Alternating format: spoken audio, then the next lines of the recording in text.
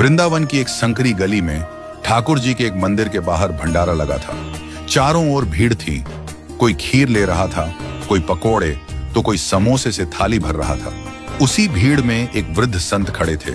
वे एक कोने में खड़े होकर सब कुछ शांत भाव से देख रहे थे। तभी एक युवक जो पहली बार तीर्थ यात्रा पर आया था उनके पास आया और बोला, बाबा जी, सब तो खा रहे हैं, खीर भी है, पकोड़ा भी, मैं भी ले लूं ना प्रसाद? संत मुस्कुराए, पर उनकी मुस्कान में करुणा थी, चेतावनी भी। उन्होंने कहा, बेटा, प्रसाद कोई खाना भर नहीं है, ये तो भाव का आदान प्रदान है। मंदिर के गर्भगृह से जो भगवान के चरणों में अर्पित हुआ है वही शुद्ध प्रसाद है, उसे लो श्रद्धा से।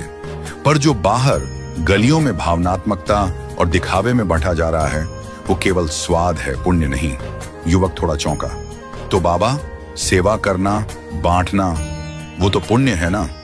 संत बोले, जरूर, जो बांट रहा है उसका पाप कटता है, लेकिन जो खा रहा है यदि वह विवेक नहीं रखता तो उसके पुण्य नष्ट हो सकते हैं।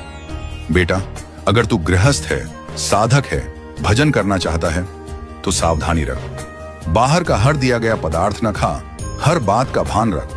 बिहारी जी या राधा वल्लभ जी के मंदिर से जो थोड़े से तुलसी या मिश्री मिले वो सच्चा प्रसाद है, पर ये भर भर के खीर, समोसे, पकोड़े, वो मोह है, और मोह से बुद्धि कुंद होती है। जब बुद्धि कुंद होगी तब भजन कैसे होगा? युवक अब गंभीर हो गया। उसकी दृष्टि अब केवल स्वाद की ओर नहीं थी। अब वह सोचने लगा, क्या मेरा लिया हुआ मेरा ही पुण्य खा रहा है?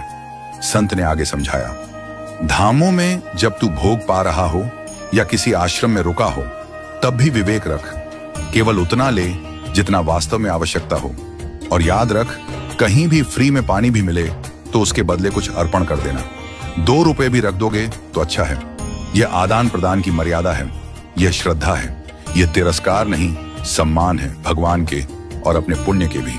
युवक की आंखों में अब भाव थे, कृतज्ञता के और नई सीख के। वह अब समझ चुका था कि प्रसाद लेना केवल खाना नहीं है, यह एक आत्मिक निर्णय है, यह भावनात्मक नहीं, आध्यात्मिक है। उसने हाथ जोड़ लिए और धीरे से बोला, अब मैं बिना विवेक कुछ नहीं लूंगा। जहां ठाकुर जी की सेवा हो वहीं झुकूंगा, वहीं लूंगा, बाकी कहीं भी। चाहे 100 रुपए का स्वाद मिल जाए, मैं अपने हजारों पुण्य नहीं खोऊंगा। संत ने आशीर्वाद दिया, यही श्रद्धा तुझे बांध देगी ठाकुर जी से। अब तू खाने नहीं, भोग समझ कर चलेगा। वह युवक उसी दिन से बदल गया। अब जब भी वह किसी भंडारे के पास से गुजरता तो हाथ जोड़ लेता और मन ही मन भगवान से कहता, हे प्रभु, आप ही के चरणों